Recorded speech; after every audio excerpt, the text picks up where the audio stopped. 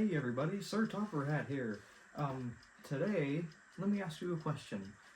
Have you ever looked at a picture of someone that was born maybe 100 years ago and wore something like I'm wearing now, and you ever think of, what did that person sound like? Did that person ever talk? How do we ever know what they sounded like?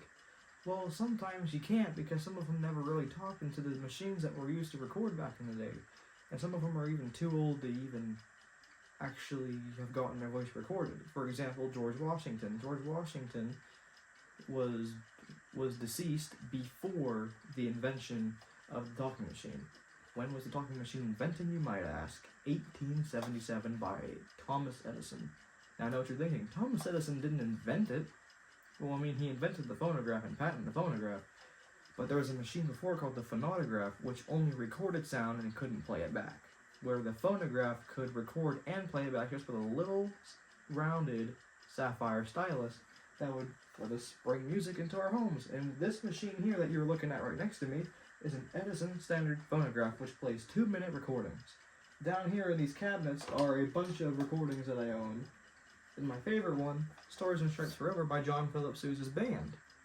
It's actually in really good condition, and I got it from Great Britain for Christmas. Very, very nice. That's not what we're here for. How was music recorded back in the day? The first early recordings were recorded onto tinfoil by Thomas Edison whenever he was first testing the machines that he had built and gotten to test. The first statement recorded onto the phonograph was, "Mary had a little lamb.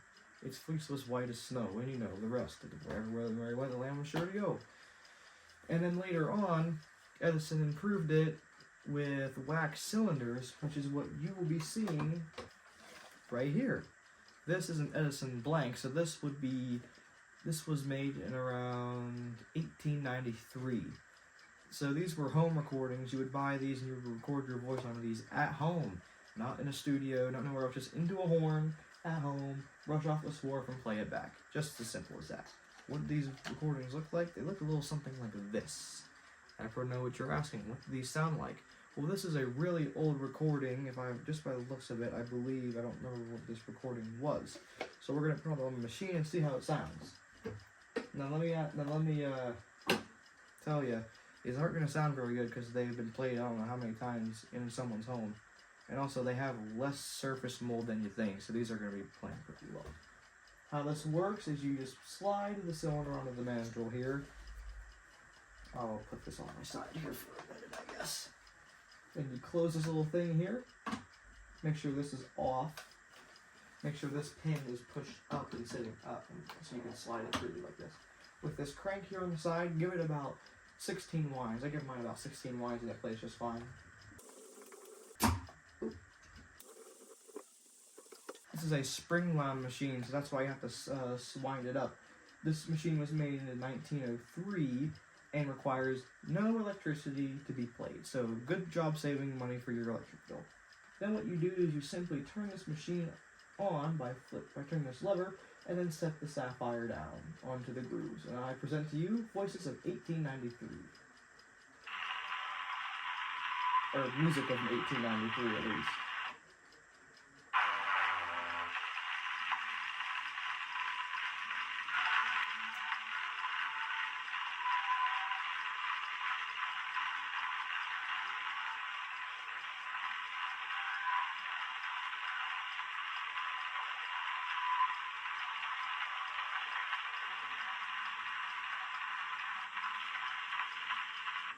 Let's try moving it to another groove.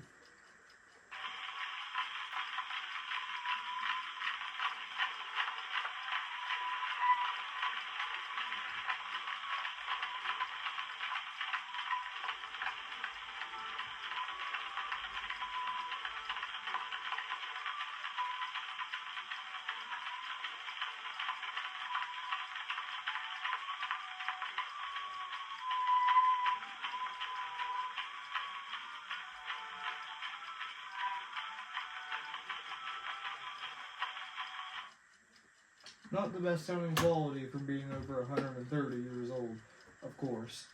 So as you can see, these cylinders are chocolate brown, and they don't play as well as you think, because they're not really I don't know. They've been used probably so many times and played so many times that the grooves are starting to wear and flatten. So, and it's wax anyway, so it's obviously going to flatten. Let me show you one that does play decently well. Is this the right one, I wonder? This is the right one. This cylinder contains laughing somewhere in between here, so we can play this one, and the grooves are wonderful. Let me play this one and see how this one sounds. I'll give it a couple more winds, maybe 4 winds, and then it should play okay. I'll set this off to my side or in between the legs, doesn't matter. As long as it doesn't go rolling off. Where's the catch there? Give it about 3, 4, 5, 6, 7 winds. Turn it on, and let's put it at the right groove where they start laughing.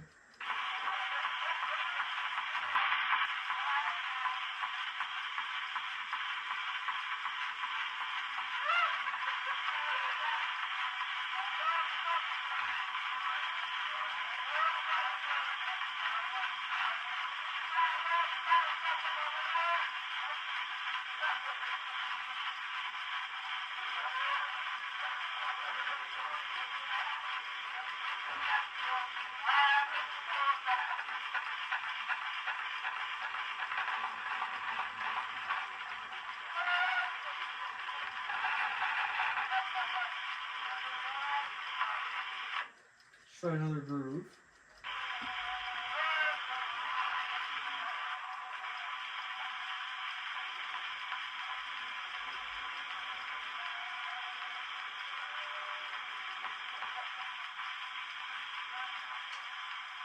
Very close to the beginning, just to give you an example.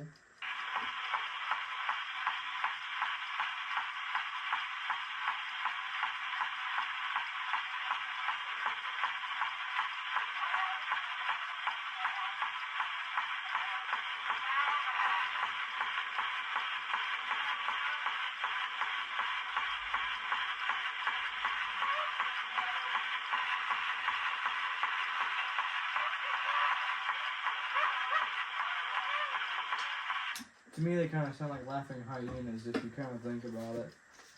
Yep, that's one of my records that don't play very well because they have a bunch of scratches in them. That isn't very good at all. But it's okay. I can still hear people from back in the day. This one is the nicest brown wax cylinder I have with absolutely no surface mold. Absolutely 0 surface mold. And this is a square dance, so... Oh, I just broke my record there for a minute, because if you break these, or if you drop these, or bump these, anything, they will break into a million pieces because they're made of an organic compound of wax. So let's try not to break this. I present to you a 130, yeah, this is called Old Time Dance. In 1893, so it's here in 1893 Old Time Dance.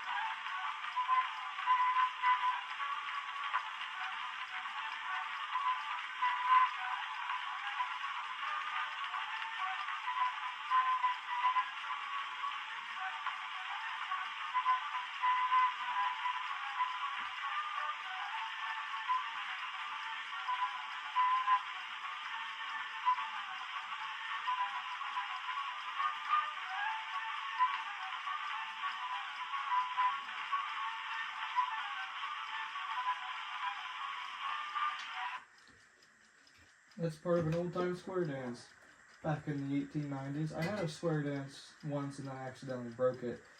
It was my first time actually ever having a Edison cylinder phonograph. Actually, I had discovered my first Edison phonograph in an antique store near where I live. I passed it about 3 or 4 times and haven't even noticed it for like months.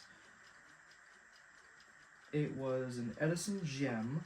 and the motor was completely caboose. It was absolutely just done for. The spring was broke, the belt was broke, and if we put a new spring and a new belt on there, it'd probably work just fine. It'd probably need grease as well, but other than that, it would work perfectly. Now let's move on to comedy in the 1900s. I have two cylinders here. This one is a descriptive sketch called Christmas Morning at Clancy's, and this one is not Silver Threads. This one is Cinderella's Visit to the North. You can hear them clanking in there. We'll play the Cinderella's Visit to the North one. Now, what I have to say about this one has a ton of mold attack on it, so I like to be very mindful about that. It's got a couple scratches in it, it has repeating grooves, and it also has the N-word in it. So if you hear the N-word and take offense to it, please know this is a 100-year-old recording, and I'm very sorry. That's what they joked about back in the day with comedy was African American, so brace for impact. This was by Billy Golden, so if you don't know who Billy Golden is, you're about to hear his voice for the first time, if you haven't heard of him.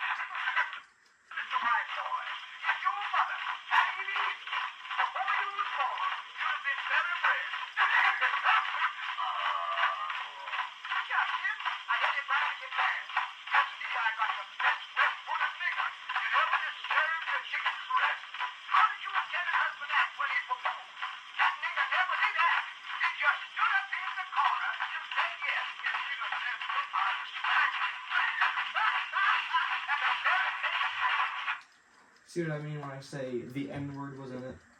We'll just put this back in here, and hopefully we don't get the banned off of YouTube for promoting racism.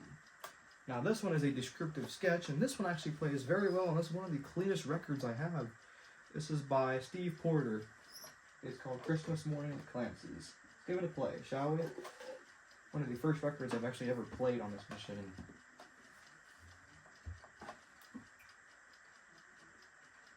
So you'll be able to understand this one more better. Christmas Morning at Clancy's by Steve Porter, Edison Record.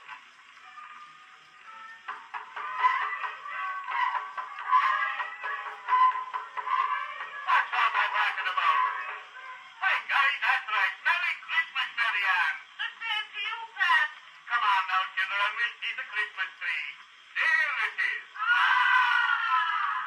Mary Ann, there's one thing I like about the Christmas tree. And what's that, Pat? The color of it. Here, Tommy, here's some things for you. And here's yours, Patsy. And here's the lot for you, Danny. Here's yours over there, Mickey. Now all take your presents and enjoy yourselves.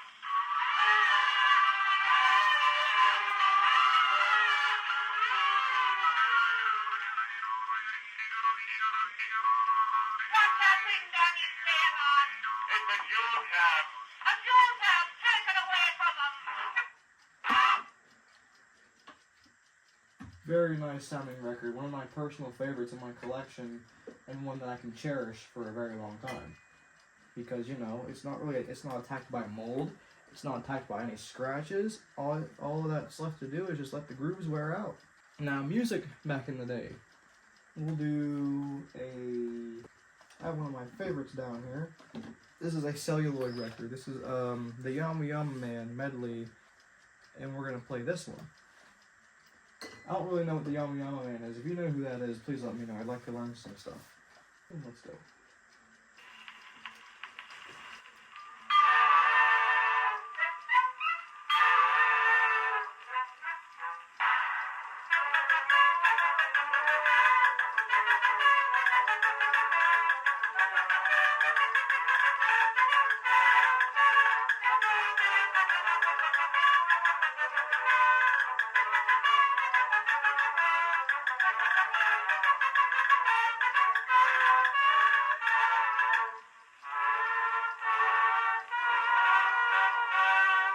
Make a noise like a hoop and just roll away, roll away, roll away. Won't you please move the loop and just roll away?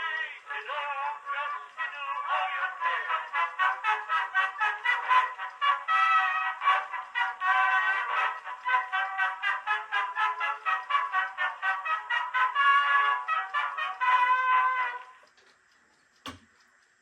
What I like about these records is they don't really break or anything unless you scratch them, which really doesn't affect nothing but groove skipping. That's really it.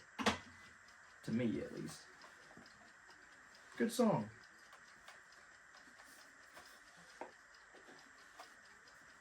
Now, for example, if you looked at some pictures of the early singers, like, for example, if I just pull this one off of here, Henry Burr. Henry Burr was an early singer, too, on these Indestructible records. You want to know what Henry Burr sounds like? Well, first of all, here's a picture of Henry Burr right here. And in here is what Henry Burr sounds like.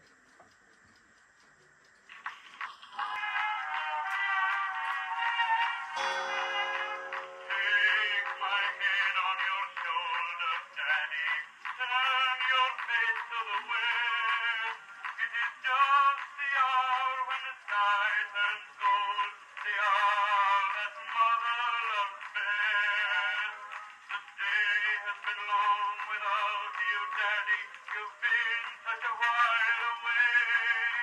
And now you're as tired of your work, Daddy, as I am tired of my play. I do have another song by Henry Burr too, but I'm just going to introduce some of these singers and their pictures while we go. Next up, we have Silver Threads Among the Gold.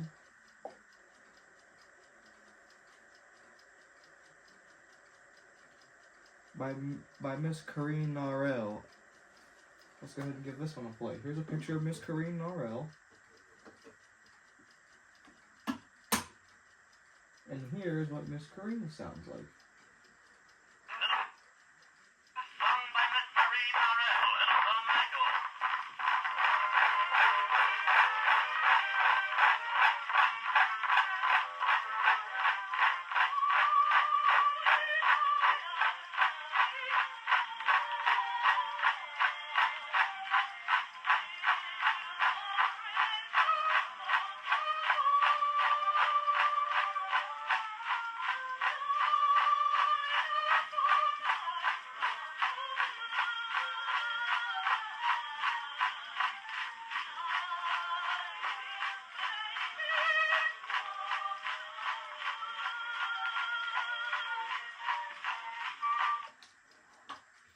That's Miss Corinne Narell.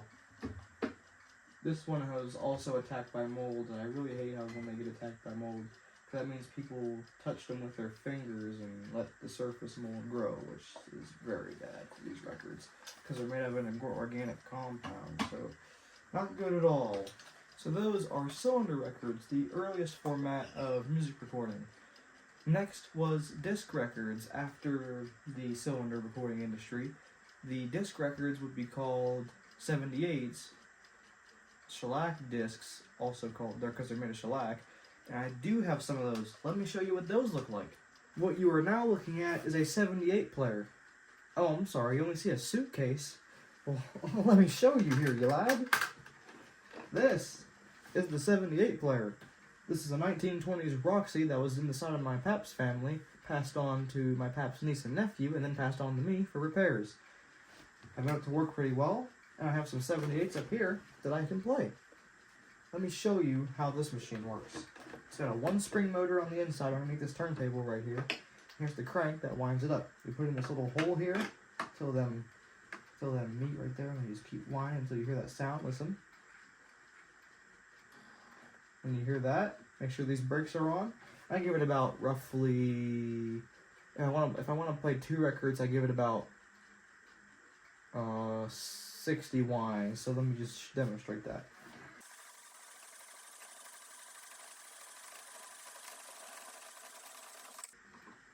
So that's as tight as the spring gets right there.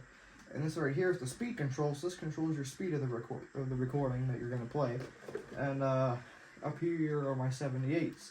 So I'm gonna play some 78s here. Most of you that are into the old music like this have probably heard of Billy Murray, also known as William Thomas Murray. This is one of my favorite recordings of Billy Murray. This is the Barney Google Foxtrot. He is the vocal chorus, and he chugs along with the Great White Wave Orchestra. Barney Google is a comic strip character, and I actually do have a comic of him right here. Here's Barney Google. I think I've showed this in the video before, but this is all original as well. You just open it up here, all original. There was Barney Google right there. Got in some trouble and really surprised. Let's see here. Let's give this. Okay, we already got that wound. We can close this. And to play a recording, you take this little diaphragm here, fold it back, you untighten the thumb screw. I rebuilt this in about a week, so I know what I'm doing. You take a fresh steel needle, and the little flat end here goes inside first. So you put it in this little hole here, make sure it's all the way in, and then you tighten the thumb screw, and that needle should also tighten in place. You can hear it. That's the needle hitting the grooves of my finger. So let me show you what Billy Murray sounds like, if I can find the recording.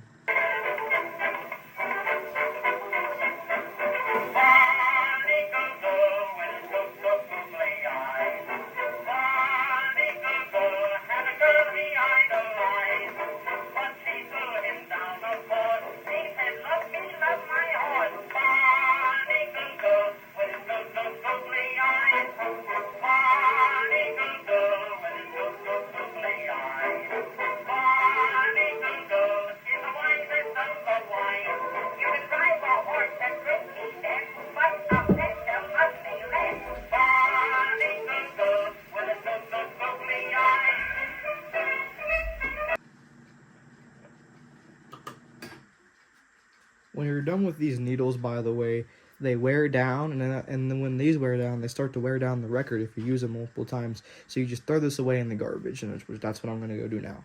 It's in the garbage.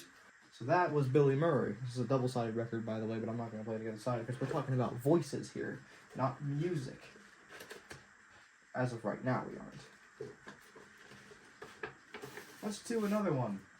This record down here, one of my favorites as well. This is called Rainbow, sung by Frank Stanley and Henry Burr. Frank Stanley and Henry Burr are also early singers, and and here's a picture of what they look like right here. These are Henry Burr is one I actually showed you, so you might hear his voice in here. This is the duet record. But I'm going to show you what Frank Stanley also sounds like. So let's put this on here and give this a play.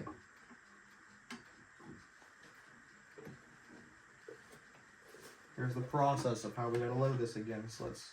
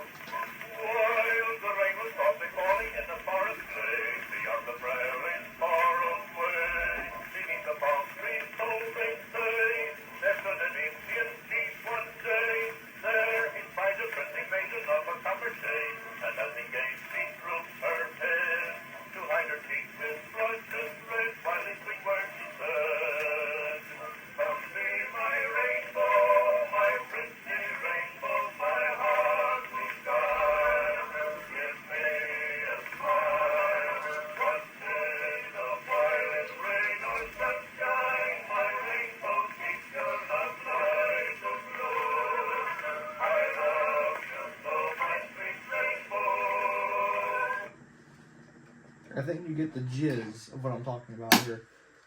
So that is Frank Stanley and Henry Burr together. The next side is called Honor Bright, I Love's Your Right, Old Pal by Henry Burr himself. We already heard Henry Burr, but let's just give Henry Burr a round of applause here, because Henry Burr is just awesome. So, let's play another song by Henry Burr, and then we'll do the last 78 that I have, and then we'll talk a run through of how these are recorded, which is probably what you guys are dying for.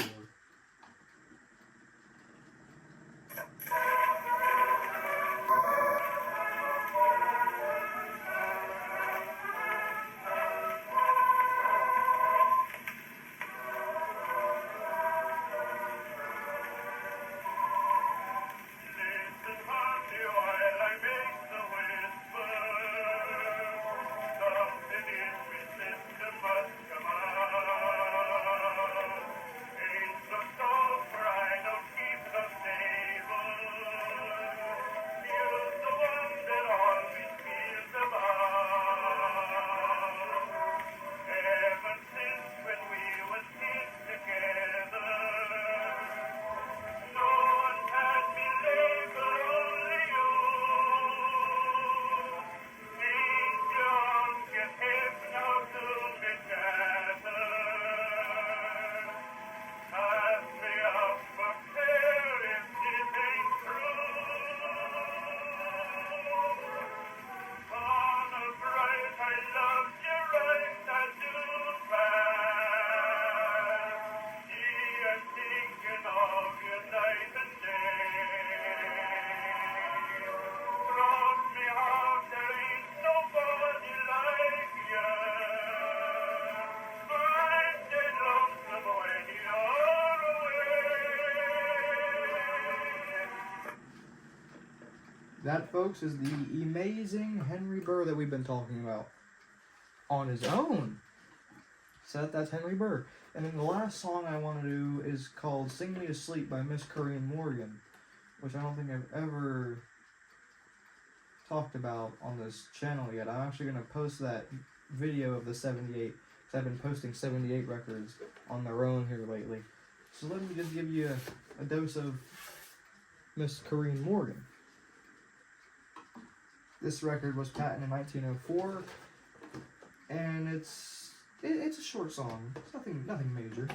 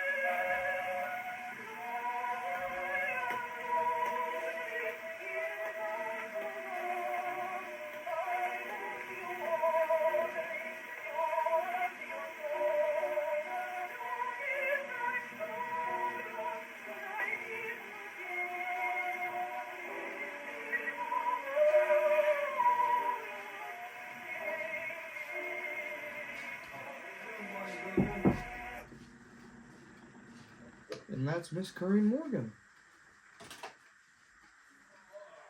Simple as that. This is a one-sided disc, by the way. The patents are right there on the back. And the prices. Cool. Now we're going to talk about how are these voices recorded. Let's go back to the cylinders, shall we? Here we go back to the cylinder machine. Let's take a look at the cylinder, shall we? Here's a cylinder that I haven't shown yet, but I'm going to show you how these are recorded. So if you look in here, kind of, you can see how them grooves, if you can even see them. I don't know if you can see them or not. I'll hold it like this, kind of. Yeah. You see them bumps in there? The little bumps in the grooves there? Those are vibrations from a needle. When the recording is made, they put the little sapphire cutter onto the wax, and they have a big horn to talk into, something like this kind of, but this is my playback horn, so you don't really talk in to record. But the diaphragm still vibrates. When the diaphragm vibrates, that needle's going to move up and down like this along the record when it spins, so it's going to keep adding bumps into the record every time the diaphragm vibrates, and that needle is going to vibrate as well, which is going to cut bumps, hills, and dales into the recording. And then when the recording's done, they take the recording off, or the wax cylinder, and they brush off the swarf. Then they put it back on, replace it with a playback head, which is underneath here, which I'll explain in a different video, and it plays back the same grooves, which is the same frequency of your voice that you use to record.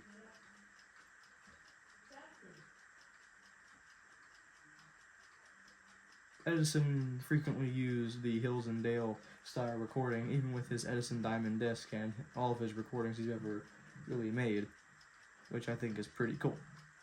Same with all these recordings down here. These are all Hill and Dale style, 4-minute and 2-minute. Now let's move on to the 78 style of recordings. So when we take a look at this 78, we take a closer look on these grooves of Miss Corinne Morgan, you can see that there are squiggles indented into the record. Those are cuts from a needle, which also, as an Edison, would vibrate and cut grooves into the record. But these record grooves move side to side, while Edison's move up and down. Edison has the capability of putting more song into the record than a Victor record or a 78 record would. So Edison tended to put more music into his vocal selections or his music selections, just anything really, because he had different style grooves. Where Victor, as you can see here, had the side-to-side grooves when we really zoom in here. When you look here, they are very, very just side-to-side. That's someone's voice and instrument tracks in the background there. So in this video, we pretty much talked about how recordings were done throughout history and how recordings are made. And we went through some videos and photos of people that used to sing and their voices on the cylinders and 78s. So, in summary, we just pretty much learned how music really much evolved over the years and how exactly they were made. And, you know, it's not going to be easy. They weren't made very easily, but they were made for us to enjoy. And I'm very glad you guys watched this video, and I hope you guys enjoyed, and I hope you all learned something new today, just as much as I did. So I hope you guys can tune in again and learn more about my cylinders and my phonograph and just anything antique that I have. I'm an antique enthusiast. Come at me and let's just see what I have. I might not know everything, but I'll try my best. I'm not the wisest of the wise. I'm not Barney Google, if you ever know that song. Anyway, hope you guys have a good night tonight, and I hope you guys learned something new today.